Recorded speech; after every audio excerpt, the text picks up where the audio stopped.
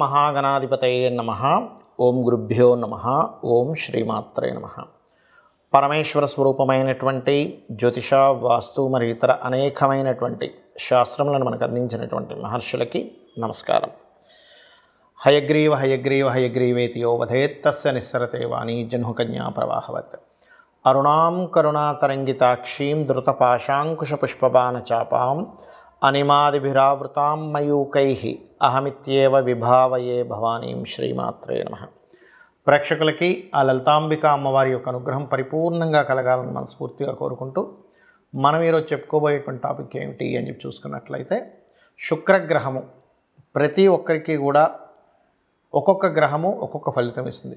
శుక్రుడు ధనానికి, సుఖానికి, వివాహానికి, లగ్జరీగా ఉండేటువంటి విషయాలకి కారకుడు.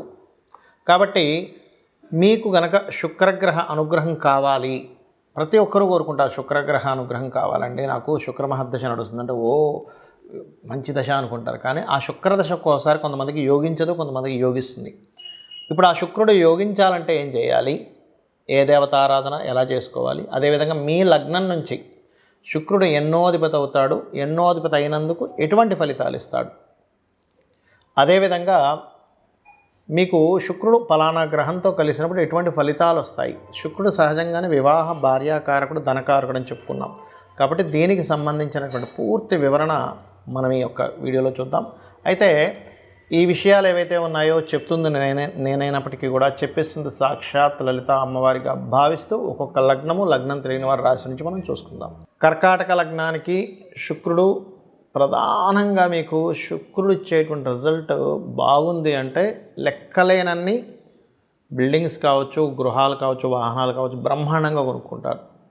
ఎందుకంటే మీ జాతకంలో మీరు కర్కాటక లగ్నంలో జన్మించారు అంటే శుక్రగ్రహం రూలింగ్ మీద మీ మొత్తం లైఫ్ హ్యాపీగా ఉంటుంది అనేటువంటిది, లేదా ఇబ్బందిగా ఉంటుంది అనేటువంటిది కనెక్ట్ అయి ఉంటుంది. ఎందుకు? బికాజ్ ఆఫ్ పూర్వజన్మ కర్మ, పూర్వజన్మలో చేసిన పుణ్యము. పూర్వజన్మలో ఒకరికి మనం మంచి చేశాము, ఆ యొక్క పుణ్యం శుక్రుడే ఇస్తాడు. పూర్వజన్మలో మీరు ఒకరిది ఇబ్బంది పెట్టారు, ఆ యొక్క కర్మను శుక్రుడే ఇస్తాడు. మీకు గురువు కూడా ఇస్తాడు, బట్ శుక్రుడు ప్రధానంగా ఇస్తాడు ఇక్కడ. అయితే ఈ శుక్రుడు చిన్నప్పటి నుంచి బార్న్ విత్ సిల్వర్ స్పూన్ అంటూ ఉంటారు. అంటే పుట్టుకతోనే మంచి ఇంట్లో పుట్టారండి, మంచి ఇది నడుస్తుంది అంటే మీరు ఇంకా ఏమీ కంగారు పడక్కర్లేదు, శుక్రుడు బాగున్నాడు. అలా కాదండి, పుట్టినప్పటి నుంచి నాకు అసలు సరైనటువంటి చదువు లేదు, తల్లిగారితో సరైనటువంటి సఖ్యత లేదు, సరైనటువంటి, ఎందుకంటే 4వ అధిపతి కదా, తల్లి నుంచి ఇచ్చే లాభం కూడా ఇబ్బంది పెడతాడు. అదేంటండి, తల్లి నుంచి ఎందుకు ఇబ్బంది పెడతారు అంటే పూర్వజన్మల్లో ఎక్కడో తెలుసో తెలియకో తల్లిని దూషించడం జరుగుతూ ఉంటుంది. అందుకే మాతృదోషము అంటారు. అలాంటప్పుడు చంద్రుడు కూడా పాడై, ఎందుకంటే చంద్రుడు లగ్నాధిపతి అవుతాడు. కాబట్టి చంద్రుడు కూడా పాపగ్రహాలతో ఉంటూ చంద్రుడికి వచ్చేటువంటి కారకత్వాలు 6, 12, 8 కాంబినేషన్స్ వస్తూ అక్కడ పర్టికులర్గా శుక్రుడు కూడా పాడయ్యాడంటే తల్లి ద్వారా ఇబ్బంది వస్తుంది. అదేమిటండి అంటే పూర్వజంలో చేసిన పాపం ఆ రూపంలో వస్తూ ఉంటుంది. అదేవిధంగా శుక్రుడు పాడయ్యాడు, ఉదాహరణకు మీ జన్మజాతకంలో, అప్పుడు ఎట్టి పరిస్థితుల్లో మీ పేరు మీద గృహాలు, వాహనాలు ఉండడానికి వీలు లేదు. శుక్రగ్రహాల్లో పాపగ్రహం ఉన్నా, శుక్ర రాసుల్లో పాపగ్రహాలు ఉన్నా, శుక్రగ్రహంతో పాపగ్రహాలు కలిసి ఉన్నా ఒకటే గుర్తుపెట్టుకోండి రూలు, మీరు సంపాదించేటువంటి ధనంతో ఏ వస్తువు మీ పేరు మీద కొనకండి. మీ జీవిత భాగస్వామి పేరు మీద, మీ పిల్లల పేర్ల మీద కొనండి, అప్పుడే మీరు హ్యాపీగా ఉంటారు. అలాగే శుక్రుడు బాగున్నాడు, అప్పుడు మీ పేరు మీద కొనుక్కోవాలి, అప్పుడు ఎట్టి పరిస్థితుల్లో ఇంకోళ్ళ పేరు మీద కొనుక్కోకూడదు. ఇది మెయిన్గా గుర్తుపెట్టుకోవాలి. చాలామంది నేను చూస్తుంటాను కదా, వాళ్ళ జన్మజాతకంలో కర్కాటక లగ్నంలో జన్మించారండి, పలానా ప్రాపర్టీ నేను కొన్నాను అని అన్నప్పుడు పాడైందంటే అక్కడ నుంచి డౌన్ఫాల్ స్టార్ట్ అవుతూ ఉంటుంది, బాగుందంటే అక్కడ నుంచి రైజ్ స్టార్ట్ అవుతుంది. సో ఇది చాలా కీలకమైనటువంటి సూత్రం, ఇది అర్థం చేసుకోండి. మరి పాడైతే పరిస్థితి ఏం చేయాలంటే, ఏ గ్రహాల ద్వారా పాడైంది ఆ గ్రహాలకి దీపారాధన చేసుకోవడం, అమ్మవారి నామస్మరణ చేయడం, అమ్మవారి ఆరాధన చేయడం, లలితాసహస్రనామాలు చేయడం, ఇవి చేస్తూ ఉండండి. దీంతోపాటు మీకు ఉపాసనా దేవత కూడా కుజుడవుతాడు. కాబట్టి సుబ్రహ్మణ్యేశ్వర స్వామి యొక్క ఆరాధన కనుక చేసుకున్నట్లయితే కూడా మీకు అన్ని విధాలు బాగుంటుంది. చాలామందికి శుక్ర సంబంధించినటువంటి మహాదశలు వచ్చినప్పుడు యోగించదు. ఎందుకు యోగించదో కూడా చెప్తా ఇప్పుడు నేను మీకు. శుక్రుడు గుర్తుపెట్టుకోండి, శుక్ర రాసుల్లో ఏదైనా పాపగ్రహాలు ఉన్నా, చాలా ఇన్డెప్త్ సంబంధించిన విషయం ఇది. శుక్ర రాసుల్లో పాపగ్రహాలున్నా, శుక్రుడిని పాపగ్రహాలతో కలిసిన శుక్రదశ యోగించదు. అప్పుడు మనం ఏం చేయాలి అంటే చాలా సింపుల్. ఏ గ్రహాల ద్వారా అయితే ఆ యొక్క రాసులు ప్రభావితమయ్యాయో ఆ గ్రహాలకు సంబంధించినటువంటి దానము లేదా దేవతారాధన చేసుకోవాలి. గుర్తుపెట్టుకోండి. ఇప్పుడు ఎలాగంటే ఇది ఎందుకు ఇలా పనిచేస్తుంది అంటే చిన్న ఎగ్జాంపుల్ చెప్తా చూడండి. మీకు ఒక అబ్బాయో అమ్మాయో ఉన్నారు, వాళ్ళని తీసుకెళ్ళి హాస్టల్లో వేశారు. హాస్టల్లో వేసి చదువుకునే సమయంలో హాస్టల్లో ఉండేటువంటి రూమ్మేట్స్ కనుక కరెక్ట్ పర్సన్స్ అనుకోండి, ఇంకా బాగా చదువుతాడు, అమ్మాయి కావచ్చు అబ్బాయి కావచ్చు. అదే హాస్టల్లో రూమ్మేట్స్ ఉన్నటువంటి వాళ్ళు కనుక ఈ అబ్బాయి యొక్క చదువుని కాన్సన్ట్రేషన్ పక్క తప్పించేలాగా ఉన్నారనుకోండి, అప్పుడు పరిస్థితి ఏంటి? ఈ అబ్బాయి చదువు మీద, అమ్మాయి కావచ్చు అబ్బాయి కావచ్చు, చదువు మీద కాన్సన్ట్రేషన్ పక్కకు పోతుంది. అలాగే గ్రహాలు ఎప్పుడు కూడా ఆ శుక్రరాశుల్లో ఉండేటువంటి గ్రహాలు ఏమిటో చెక్ చేసుకోవాలి, శుక్రుడితో ఉండేటువంటి గ్రహాలు ఏంటో చెక్ చేసుకోవాలి. దాన్నే PAC అంటారు, అంటే ప్లేస్మెంట్, ఆస్పెక్ట్ అండ్ కంజంక్షన్. ఇది చాలా ముఖ్యమైనటువంటిది. అలాగే శుక్రుడితో కొన్ని గ్రహాలు కలిసి ఉంటాయని మనం చెప్పుకున్నాం, దానివల్ల కూడా ఫలితాలు వస్తాయని చెప్పుకున్నాం. ఉదాహరణకి శుక్రుడితో రవి ఉన్నాడు అనుకోండి, కంబస్ట్ అయ్యాడు. ఉదాహరణకి రవితో శుక్రుడు, అప్పుడు ఏమైపోతుంది? శుక్రదశ రాగానే అన్ని స్ట్రక్ అయిపోతూ ఉంటాయి. అలా కాకుండా కంబస్ట్ అవ్వలేదు కానీ కలిసి ఉన్నారు, అంటే 8 డిగ్రీలు దాటి ఉన్నారు. అప్పుడేమవుతుంది? శుక్రదశ వచ్చినప్పటి నుంచే రాజకీయంగా వెళ్ళడం కానీ, అధికారికంగా వెళ్ళడం కానీ, సంతానం మూలంగా గ్రోత్ అవ్వడం కానీ, గవర్నమెంట్ రిలేటెడ్ సంబంధించిన ధనయోగాలు కానీ జరుగుతూ ఉంటాయి. అదే శుక్రుడు చంద్రుడితో కలిసి ఉన్నాడు, అప్పుడేంటి? కళారంగ సంబంధంగా వెళ్ళడం, మాటిమాటికి మార్పులు, అంటే ఒకే దగ్గర ఉంటే మీకు యోగించదని మీరు అర్థం చేసుకోవాలి. శుక్రుడు రాహుతో ఉన్నాడు అనుకోండి, అప్పుడు విదేశీ సంబంధంగా ఆన్లైన్ రిలేటెడ్ మూలంగా ధనయోగం వస్తుంది. అయితే ఇక్కడ ఏంటంటే ఆ శుక్రుడు రాహు ఉన్నటువంటి ప్రదేశంలో ఇంకేదైనా పాపగ్రహం ఉందా ఈజ్ మోస్ట్ ఇంపార్టెంట్. అదేవిధంగా శుక్రుడు కేతు ఉంటే కనుక లక్ష్మీ గణపతి ఆరాధన చేసుకుంటూ కేతుగ్రహం దగ్గర శుక్రగ్రహం దగ్గర దీపారాధన చేసుకుంటే యోగిస్తుంది. కాకపోతే శుక్రకేతు కాంబినేషన్ అనేటువంటిది ఆధ్యాత్మికంగా వెళ్ళేటువంటి వారికి, అంటే పౌరహిత్యం చేసేటువంటి వారికి ఇబ్బంది ఉండదు. వాళ్ళకి ఆ రూపంలో డబ్బులు అనేటువంటి వస్తూ ఉంటాయి. సాఫ్ట్వేర్ రిలేటెడ్ సంబంధంగా కూడా ధనయోగం రావడం జరుగుతుంటుంది. అదే శుక్రుడు బుధుడు కలిసి ఉన్నాడు, వ్యాపారం మూలంగా ధనయోగం. అయితే ఇక్కడ బాగా అర్థం చేసుకోండి, శుక్ర బుధులు కలిసి ఉన్నంత మాత్రాన వ్యాపారం అని వెళ్ళకండి. శుక్ర రాశుల్లో ఉండే గ్రహాలేంటి, బుధ రాశుల్లో ఉండే గ్రహాలేంటి?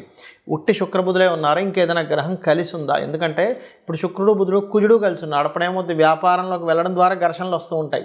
చాలా ఇంపార్టెంట్ ఇది, ఎందుకంటే ఒక ప్లానెట్ ఒక రిజల్ట్ ఇస్తుంది అన్నప్పుడు అది ఇంకా ఏ ప్లానెట్తో కలిసి ఉంది, అది ఏమి ఇవ్వబోతుంది, ఒక వ్యక్తి ఒక దాంట్లోకి అడుగు పెడుతున్నాడు అన్నప్పుడు ఆ అడుగు పెట్టినప్పుడు జరిగేటువంటి ఫలితాలు ఏమిటి, ఎలా ఉంటాయి అనేటువంటిది చాలా క్లీన్గా అబ్జర్వ్ చేయాలి.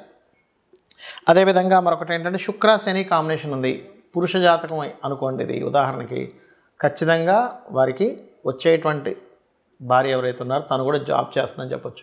అలా కాకుండా కేతు కూడా కలిసి ఉన్నాడు, జాబ్ చేయదు.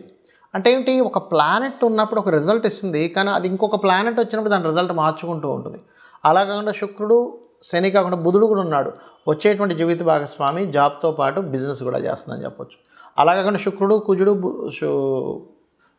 మన శని ఉన్నారు, అప్పుడేంటి? వచ్చేటువంటి జీవిత భాగస్వామి కాస్త అగ్రెసివ్గా ఉంటుంది, స్ట్రైట్ ఫార్వర్డ్నెస్గా ఉంటుందని చెప్పొచ్చు. అంటే ఏంటి? శుక్రుడు వల్ల మనం వచ్చేటువంటి జీవిత భాగస్వామి ఎలా ఉంటుంది, తను ఏం చేస్తుంది, తన యొక్క స్వభావం ఏమిటి, తను వచ్చినప్పటి నుంచి వీళ్ళకు ఉండేటువంటి లైఫ్లో ఎటువంటి చేంజెస్ ఉంటాయి. ఒకవేళ ఏదైనా దోషం ఉన్నట్లయితే ఇది వివాహానికి కూడా చూపిస్తుందని చెప్పుకున్నాం మనం. ఒకవేళ వివాహ సంబంధించిన దోషం ఏదైనా ఉన్నట్లయితే దానికి సంబంధించింది ఎలా చేసుకోవాలి, ఎందుకంటే శుక్రగ్రహం పర్టికులర్గా మీకు అది డ్యూయల్ సైన్లో ఉంటే ఒక రిజల్ట్, ఫైరీ సైన్లో ఉంటే ఒక రిజల్ట్స్, చరరాశులు ఉంటే ఒక రిజల్ట్స్ అనేవి ఇస్తూ ఉంటాయి. శుక్రుడు అబ్జర్వ్ చేసే వివాహ జీవితం ఎలా ఉంటుందో చెప్పొచ్చు. సప్తమ స్థానాన్ని 12వ స్థానాన్ని అబ్జర్వ్ చేసుకొని ఎటువంటి ఫలితాలు వస్తాయి. ఒకవేళ శుక్రుడు గురువుతో ఉన్నాడు, గైడింగ్ నేచర్ ఉండే జీవిత భాగస్వామి వస్తుంది. అంటే ఏంటి? తను ప్రతిదీ చూసుకుంటూ ఉంటుంది. ఆ రకంగా ఏంటంటే మనం అసలు శుక్రుడు ఉండేటువంటి స్థితి ఏమిటో అనేటువంటిది చూసుకోవాలి. కుజుడితో ఉన్నాడు, ఫైరీ నేచర్. అలా ఒక్కొక్క దాన్ని బట్టి ఇప్పుడు అదే కుజుడు కనుక బాగా పాడైపోయాడు, అప్పుడు ఏమవుద్ది? జీవిత భాగస్వామికి మాటిమాటికి ఏదో ఒక యాక్సిడెంట్స్ అవ్వడము, మిస్క్యారేజ్ అవ్వడము, లేకపోతే ఆపరేషన్స్ అవ్వడం, ఇట్లాంటివి జరుగుతూ ఉంటాయి. కాబట్టి ఏంటి? ఇక్కడ ఈ శుక్ర గ్రహం యొక్క ప్రభావం తగ్గాలంటే ఒకటే గుర్తుపెట్టుకోండి, శుక్రుడు ఏ గ్రహాలతో కలిసి ఉన్నాడు, ఏ పాపగ్రహాలతో కలిసి ఉన్నాడో ఆ గ్రహాలకు దీపారాధన చేయండి, ఆ గ్రహాలకు సంబంధించి దానం ఇవ్వండి. Point number 1. రెండవది, శుక్రుడు బాగా యోగించాలంటే గణపతి, లక్ష్మీ గణపతి ఆరాధన చేసుకోవాలి. లలితా సహస్రనామాల యొక్క శ్రవణము పఠనము చేయండి. అదేవిధంగా వీలైనంత మట్టుకు శక్తిదేవత ఆలయాలకు ఎక్కువగా సందర్శిస్తూ ఉండండి. మరియు గోవుకి శుక్రవారం పూట చపాతీ, అంటే నూనె వేయకుండా ఉండేటువంటి చపాతీ మీద చక్కగా తేనెను పూసి 3 చపాతీలు తీసుకుని దాన్ని చిన్న చిన్న ముక్కలుగా చేసి శుక్రుడికి సంబంధించినటువంటి శుక్రుడు అధిష్టాన దేవత అమ్మవారి నామాలు చదువుతూ లలితాహాస నామాలు కావచ్చు, ఓం లక్ష్మీదేవి అయిన నమః అనుకుంటూ గోవుకు తినిపించండి. దీనివల్ల ఏమవుతుందంటే శుక్రుడి యొక్క అనుగ్రహం కలిగిందనుకోండి, ధనము చక్కగా సుఖాలు, భోగాలు, భార్య ద్వారా అనుకూలత, వివాహం ద్వారా అనుకూలత కలుగుతుంది. శుక్రుడు అనుకూలించినప్పుడు ఏం జరుగుతాయంటే స్త్రీల ద్వారానే గొడవలు, వివాహం ద్వారా గొడవలు, ధనం ఎవరికైనా ఇచ్చి గొడవలు, ఇవి జరుగుతూ ఉంటాయి. కాబట్టి వీటి నుంచి మీరు బయటపడాలి. ఎందుకంటే స్త్రీ శాపం కూడా శుక్రుడి ద్వారానే చూస్తాం మనం. ఇవి జరగాలంటే నిత్యము అమ్మవారి ఆరాధన చేయండి. శుక్రగ్రహం యోగిస్తుంది. తద్వారా మీ యొక్క జీవితంలో సుఖము, సంతోషము, ధనప్రాప్తి అన్నీ కూడా కలుగుతాయి. కలగాలని మనస్ఫూర్తి కోరుకుంటూ శ్రీమాత్రే నమః.